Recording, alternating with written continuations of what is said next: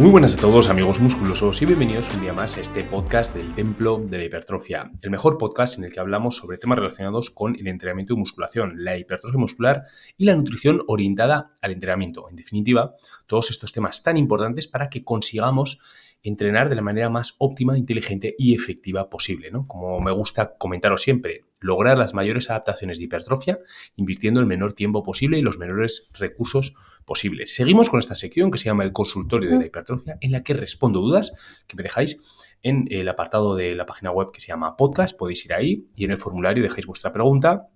Y en futuros episodios estaré encantadísimo de responderoslas. Así que bueno, comenzamos con la primera pregunta de hoy, a ver qué me preguntan, que siempre me genera un poquito de curiosidad, ¿no? Cada mañana cuando grabo el podcast decir, a ver qué me preguntan hoy, porque yo no me leo las preguntas previamente, ¿vale? O sea, sí que hay un día en el que las plasmo todas, ¿no? En un documento, pero no me acuerdo de cuál me va a tocar hoy justo, ¿no? Vale, venga, vamos. Con Luis, 33 años, me escribe desde Lima, nivel intermedio. Bueno, un saludo, Luis. A ver qué me preguntas. He notado que mi progresión en press militar se ha detenido. ¿Qué ejercicios auxiliares o variaciones recomiendas para mejorar este levantamiento? Bueno, Luis, te mando un abrazo muy grande, muy buena pregunta. A ver, hay que tocar varios temas, ¿vale? En cuanto a esta pregunta, los primeros que se me vienen a la cabeza así como flashazos, ¿no? El primero de ellos es que tenemos que entender qué tipo de adaptaciones se generan en los ejercicios. Tenemos que entender, por una parte, que están las adaptaciones específicas al gesto, ¿vale? Lo que son, pues, que tú cuantas más veces entrenes un mismo gesto, mejor te vas a hacer en ese ejercicio debido al principio de especificidad, ¿no? Que quiere decir, pues, que tú si lo repites muchas veces, pues vas a progresar, ¿no? Más vas a progresar. Y si encima el estímulo siempre es parecido, moviéndote en un rango de repeticiones parecido, pues mejor progresarás en ese rango de repeticiones, ¿vale? Luego, por otra parte, tenemos las adaptaciones no específicas al gesto. Estas son las adaptaciones que obtenemos de hipertrofia, a nivel también de tejido conectivo, tipo los tendones, ¿no? Que se vuelven más gruesos, ¿no? Que la sección transversal del tendón se vuelve como más ancha y además se vuelve más rígido, ¿no? O sea, el tendón también genera adaptaciones y otras estructuras como los ligamentos y demás, ¿no? Incluso los huesos también generan adaptaciones. Entonces, todo eso ayuda obviamente a ser más fuerte, pero no solo en ese ejercicio que estamos practicando, por eso son adaptaciones no específicas al gesto. Estas adaptaciones nos permiten ser más fuertes en general en cualquier otro ejercicio que involucre estos grupos musculares que estamos trabajando con el ejercicio en cuestión, ¿no? Entonces, ¿qué es lo que ocurre? Que tú cuando empiezas en un nuevo ejercicio va a depender de si es un ejercicio con mayor estabilidad o con menor estabilidad, pues obviamente va a requerir de mayores adaptaciones a nivel neural, mayores adaptaciones específicas al gesto, ¿no? Tenemos que nuestro sistema nervioso central se tiene que volver eficiente a la hora de mandar la señal para reclutar esas fibras encargadas de realizar ese gesto, ¿no? Digamos que de primeras, como es un estímulo nuevo, no somos eficientes. Por eso muchas veces, seguro que habéis probado alguna vez a hacer un ejercicio, ¿no? Y un ejercicio nuevo, y si obviamente no es una máquina o un ejercicio muy sencillo, pues os notáis raros, ¿no? Os notáis que no podéis aplicar mucha fuerza, que no estáis cómodos. Bueno, pues es porque no estáis adaptados a ese ejercicio, ¿no? Como mínimo requiere de un proceso para generar unas buenas adaptaciones de primeras, porque luego siempre vamos a ir generando más y más adaptaciones específicas al gesto.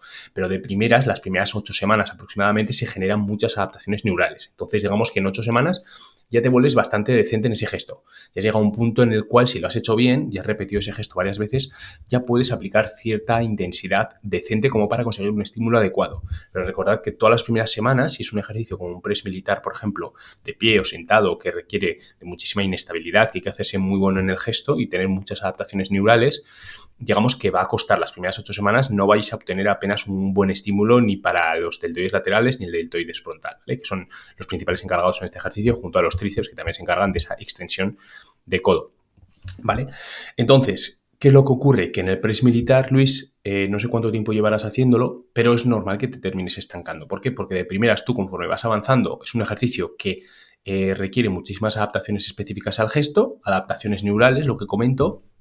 Entonces, de repente progresas muy rápido porque cada vez eres más fuerte, porque cada vez se involucran, o sea, tu sistema nervioso es capaz de reclutar un mayor número de unidades motoras y van a inervar más fibras, ¿no? Más fibras musculares trabajan en conjunto para conseguir hacer ese gesto de manera más eficiente. Entonces, tienes más fuerza porque cada vez se involucran más fibras. Pero llega un punto en el que esas adaptaciones neurales es como que no son exponenciales. Llega un punto en el que ya medio se estancan. Entonces, el rendimiento en ese ejercicio se va a estancar. ¿Por qué? Porque ya has llegado a un punto decente en cuanto a adaptaciones neurales y ahora tienes que seguir progresando poquito a poco, si quieres mejorar el rendimiento en ese ejercicio y ser más fuerte, intentando conseguir más adaptaciones de hipertrofia, que son las no específicas al gesto. Como he comentado, de hipertrofia muscular y de hipertrofia, pues, o sea, de otras adaptaciones, ¿no? En otras estructuras, como he comentado, como tendones y ligamentos, por ejemplo, entre otras. Entonces, esas ya son más lentas, porque ganar masa muscular cuesta muchísimo, ¿vale? Ganar proteína contráctil en el músculo cuesta mucho. No es como las adaptaciones neurales que progresan súper rápido. El músculo tarda, entonces, bueno, la proporción de músculo que vas a ganar en comparación con la fuerza que vas a ganar, pues es muy poquita, ¿no? Porque igual ganas 1 o 2 kilos de masa muscular y tampoco ganas muchísima fuerza. Incluso aunque gran parte de esa masa muscular haya ido, por ejemplo, a los músculos que estás trabajando en ese ejercicio, ¿no? Pero bueno, es lo que me refiero, ¿no? Hay que tener paciencia porque luego sí que se van generando también nuevas adaptaciones neurales y adaptaciones a nivel control motor, ¿no? Específicas al gesto, pero son muy progresivas, o sea, muy paulatinas, van muy poco a poco, ¿vale? Entonces, bueno, es normal que te estanques. Entonces, claro, me preguntas qué ejercicios auxiliares o variaciones recomiendas para mejorar este levantamiento. A ver, tienes que entender, Luis, lo que he comentado al comienzo, ¿vale? Lo que he comentado de que las adaptaciones específicas al gesto, como mejor las vas a conseguir, digamos, o conforme cada vez vas a ser mejor, vas a obtener mayor rendimiento en ese ejercicio, repitiendo ese ejercicio constantemente, ¿vale?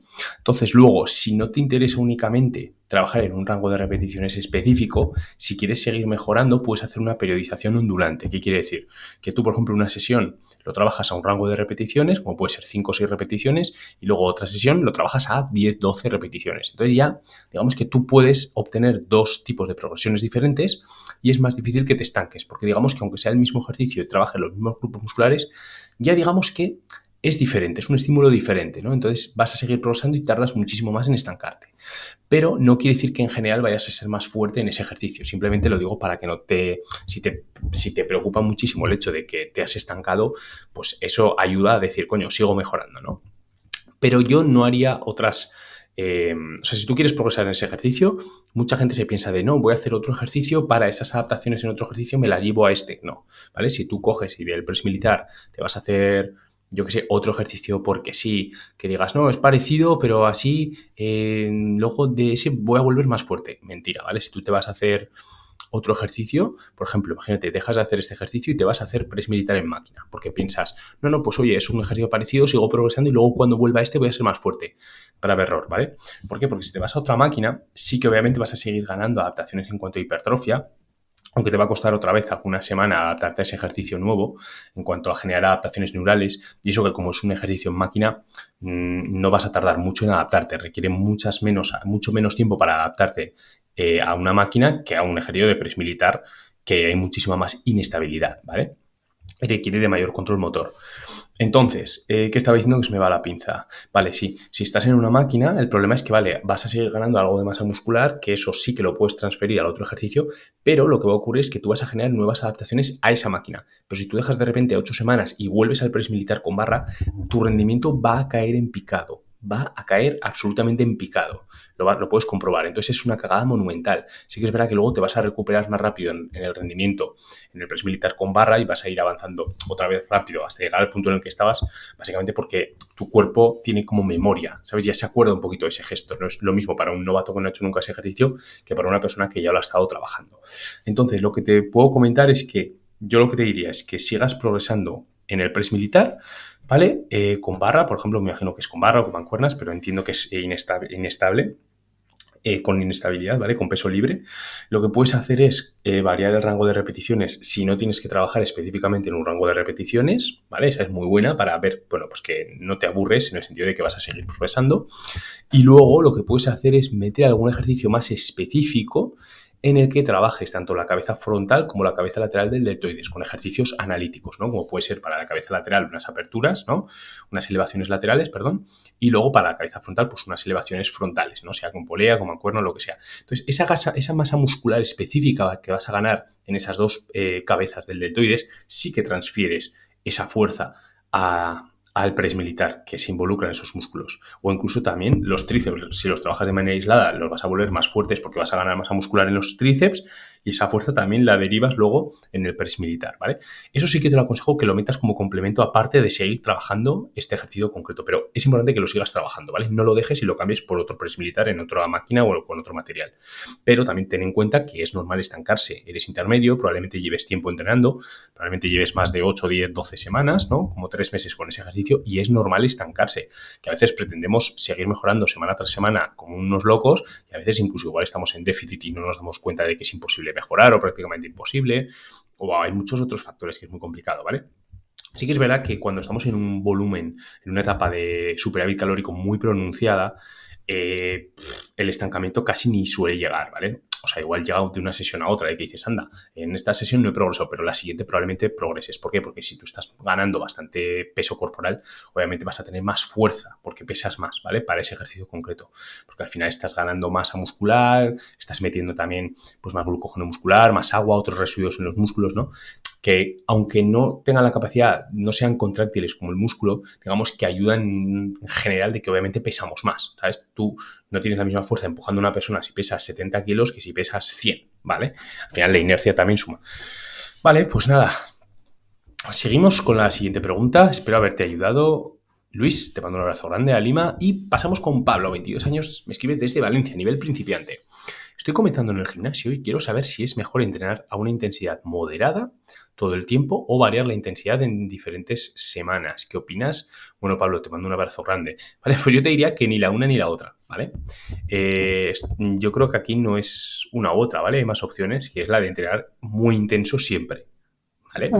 Y muchos aquí saltarán diciendo, no, pero es que si entrenas muy intenso siempre, genera tanta fatiga que vas a acabar cansándote y no vas a poder. Mentira, ¿vale? Si tú te gestionas bien el volumen de entrenamiento, la herramienta del volumen de entrenamiento, junto a otras herramientas súper importantes como son el rango de repeticiones, la cadencia, hacer la técnica correcta, los descansos. Si tú gestionas bien todo este resto de herramientas, tú puedes entrenar siempre lo más intenso posible, prácticamente yendo al fallo, y vas a seguir progresando porque tu cuerpo, tu organismo se va a adaptar. Eso sí, depende con qué tipo de material entrenes. Si tú entrenas con pesos libres, ejercicios básicos como una sentadilla, un press militar, un press de banca, obviamente si entrenas siempre al fallo, primero, o si no tienes un ayudante detrás, te va a acabar pasando algo, ¿no? Porque obviamente se te va a caer la barra encima, pero si tienes un ayudante aún todo, la fatiga neural que se va a generar es muy alta, porque son ejercicios muy demandantes a nivel neural, ¿vale? Entonces la fatiga neural se dispara por completo en esas últimas 2 repeticiones ya cuando te estás acercando al fallo, es muy potente, ¿vale? Y eso que obviamente va a depender de cómo de adaptado estés. Si tú nunca has ido al fallo, o has pensado que vas al fallo, pero en verdad no estás yendo al fallo, que nos pasa a muchos. Yo me tenido alguna temporada que también me pasaba eso, ¿vale? De decir, no, yo entro al fallo, ya. Mentira, ¿vale? Luego realmente se nota. Cuando entrenas al fallo real y, por ejemplo, vas con un compañero y lo das todo un día, se nota lo que es el fallo y lo que no, ¿vale? Entonces, lo que te comento, Pablo, si entrenas con máquinas o ejercicios muy estables, como hago yo siempre voy al fallo, ¿vale? No es un fallo total, porque a veces comento que yo en la última repetición, si veo que me va a costar muchísimo sacarla, yo la paro, porque no me compensa para el estímulo que me va a dar esa última repetición, que va a ser bueno, obviamente, porque estoy luchándola mucho y ahí es cuando las fibras sienten muchísima tensión mecánica, se están reclutando las unidades motoras de alto umbral, pero realmente me va a suponer tanta fatiga que no me merece la pena, ¿entendemos? Entonces, claro, pero yo siempre voy prácticamente al fallo y no pasa absolutamente nada. ¿Por qué? Porque yo me gestiono las demás variables de manera óptima, ¿no? Pues el volumen. Obviamente, si tú vas siempre al fallo, no puedes tampoco meter una cantidad de volumen increíble, o si la metes, aunque igual no te estás pasando a nivel de volumen de entrenamiento, por así decirlo, y estás, por ejemplo, entrenando en un volumen máximo adaptativo, que es el punto ideal, realmente igual a nivel las estructuras pasivas, tejido conectivo, sí que está sufriendo mucho, ¿no? Como que los tendones empiezan a tener problemas, los ligamentos, las articulaciones. Nos noto muchas veces que cuando imprimes bastante volumen y bastante intensidad, dices, ostras, se me están ya, me duelen mucho los codos, me duelen mucho los hombros, me duelen las rodillas al hacer sentadilla y tienes que parar. Pero eso no quiere decir que te estés pasando con el volumen de entrenamiento. Es solo una señal de que no te estás gestionando bien las demás herramientas, como es la carga externa, el rango de repeticiones, como he comentado antes, ¿no? Los descansos, todo, para que, bueno, que puedas seguir progresando, imprimiendo muchísimo volumen de entrenamiento, pero sin joderte la estructura, ¿vale? Sin fastidiarte las articulaciones. Entonces, bueno, Pablo, yo te recomiendo eso, que entrenes intenso, pero obviamente, claro, si entrenas con pesos libres vas a tener que tener cuidado, ¿no? Pues, por ejemplo, si en máquinas, para mí, un ejercicio multiarticular, digamos que es, por ejemplo, lo que es un fallo muscular, pues en el mismo patrón de movimiento en peso libre lo equivaldría pues a un RIR 2, RIR 3, ¿vale? Lo que es a nivel de, no de estímulo, porque sinceramente creo que el estímulo es mejor en la máquina yendo al fallo, porque tú aunque en una sentadilla digas, no, pero ponte en una sentadilla y vete a un RIR 3 y vas a ver cómo sales, ¿no? Ya, pero cómo sales no quiere decir que el estímulo haya sido muy bueno, simplemente tú sales reventado, pero porque la fatiga neural es muy alta y porque se han involucrado muchísimos grupos musculares, porque requería ese ejercicio de que se involucrasen muchos músculos, ¿cómo se dice? Muchos músculos estabilizadores, ¿vale? En cambio, en una máquina no. Por eso tú en la máquina sales más fresco, aunque hayas ido al fallo, que en una sentadilla, o sea, en una sentadilla hack yendo al fallo, sales más fresco que en una sentadilla yendo a un RIR 2, ¿vale? Por ejemplo. Pero lo que comento no quiere decir que el estímulo haya sido el mismo o mejor en la sentadilla porque salgas más reventado. No, ¿vale? Esa idea, quitárosla de la cabeza. Todo lo que te comento, Pablo, aquí me comentas, pues, ¿debería tener una intensidad moderada? No, si entrenas siempre una intensidad moderada no es interesante porque va a haber ciertas unidades motoras de alto umbral que no vas a acabar reclutando, ¿vale? Entonces, sí o sí, alguna vez tienes que intentar rozar el fallo, ir muy cerca del fallo. Obviamente, lo que te digo, te recomiendo que lo hagas en ejercicios que sean muy estables, con máquinas y demás. Luego me dices, variar la intensidad. Bueno, esto es una forma de programar que a veces la gente sí que lo hace, ¿no? Es como, pero es que tampoco lo veo interesante. O sea, no le encuentro el sentido total a hacer esto, ¿no? Porque, vale, una semana recluta las unidades motoras de alto umbral, pero la siguiente semana se quedan sin reclutar parte de esas unidades motoras de alto umbral porque la intensidad es menor, ¿no? O sea, a veces vas a un RIR 1, imagínate que es bastante intenso, y luego de repente la siguiente semana vas a un RIR 4. No le encuentro sentido a ese entrenamiento del RIR 4. Y sí, obviamente te vas a recuperar un poquito de las molestias que puedas tener a nivel de las estructuras pasivas, pero no sé, o sea, yo pienso que es mejor simplemente modificar otros aspectos, como es, por ejemplo, entrenar a veces en rangos de repeticiones más altos o incluir técnicas de alta intensidad para que la carga externa sea menor o hacer una cadencia más controlada, ¿no? Para que la carga externa que estamos utilizando es menor y no tenemos tanta fatiga, pero en la estructura, ¿vale? En las estructuras pasivas, a nivel tejido conectivo. Entonces, bueno, yo siempre me gusta entrenar intenso, pero lo que digo, correcta selección de ejercicios es muy importante, tener ejercicios bastante estables con máquinas y demás. De vez en cuando meter rangos de repeticiones más altos, jugar con una cadencia más controlada, que como sabemos, incluso aún entrenando en rangos de repeticiones más altos y utilizando una cadencia más controlada, las adaptaciones de hipertrofia van a ser absolutamente las mismas, se ha visto en estudios, ¿vale? Entonces, coño, ya que tenemos estas herramientas, vamos a utilizarlas. No tenemos por qué siempre entrenar a 5 o 6 repeticiones con pesos libres y encima de manera explosiva, que encima acabamos haciendo la técnica mal, con balanceos, y al final estamos trabajando de todo menos el músculo que realmente queremos trabajar o los músculos que queremos trabajar, ¿vale? Así que bueno, Pablo, yo te diría eso, que yo no alterno la intensidad, ¿vale? Yo siempre entro al fallo, cada vez voy añadiendo un poquito más de volumen de entrenamiento y cuando veo que van surgiendo ciertas, por el camino, ciertas... joder, ¿cómo se dice, no? Ciertas, pues como que de repente me duele un poquito un codo izquierdo, ahí es como que me salta la alarma y ahí es cuando el que es buen programador, el que es buen autoprogramador y sabe escuchar a su cuerpo y sabe autoprogramarse correctamente y tiene los conocimientos para hacerlo, ahí es cuando dices, vale, voy a modificar esto, puedes bajar un poquito el volumen de entrenamiento, puedes bajar no la intensidad, pero sí entrenar en rangos de repeticiones más altos para llegar al fallo, pero con muchísima menos carga externa, ¿no? Una serie a 18 repeticiones y encima hacerlas muy controladas. ¿Es más aburrido? Sí, pero si gracias a hacer eso un par de semanas consigues que se te vaya esa molestia en el codo izquierdo que estaba empezando a aparecer en lugar de que vaya más y tengas que pegarte fuera del gimnasio 3 semanas enteras, que eso es una pérdida de tiempo abismal, ¿entiendes? Eso es muy clave, ¿eh? El papel del programador, por eso es muy importante. Y a veces yo creo que las personas que sabemos programar correctamente, no sé cómo se dice, ¿no? Yo creo que no se valora lo suficiente el saber programar muy bien, porque yo sé muchas veces cuando una persona falla y no se pone fuerte, yo sé por qué es, yo veo los fallos, ¿no? Entonces, joder, el tener los conocimientos para saber que si yo le cogiese a esa persona, le haría esto, esto y esto, y va a progresar bien, y no vamos a ir perdiendo el tiempo por el camino de ahora una semana de descarga, ahora me duele el codo y nos pegamos 3 semanas sin entrenar, y ahora no sé qué, no, ¿sabes? Eso es súper, súper importante. Así que bueno, Pablo, espero haberte ayudado y damos por finalizado el episodio de hoy del podcast. Ya sabéis que cualquier duda que tengáis podéis acceder al grupo privado del Templo de Hipertrofia, que es una comunidad súper agradable, súper maja, súper cercana. Os mando un abrazo fuerte a todos los que estáis en el grupo privado, chicos. Tenéis el enlace para acceder en la descripción de este episodio del podcast y también tenéis en la descripción el enlace para acceder a la página dentro de la página web tengo una página que se llama manuales, ¿vale? Pues ahí podéis ir y en todos estos manuales podéis descargaros el que queráis o los que queráis. Son manuales en formato texto que son muy, muy interesantes en temas relacionados con la hipertrofia muscular y el entrenamiento, ¿vale? Así que bueno, damos por concluido el episodio de hoy. Se alarga un poquito más de la cuenta, pero la verdad que eran 2 preguntas muy interesantes y nada, os mando un fuerte abrazo a todos, que terminéis estupendamente el día. Adiós, chicos.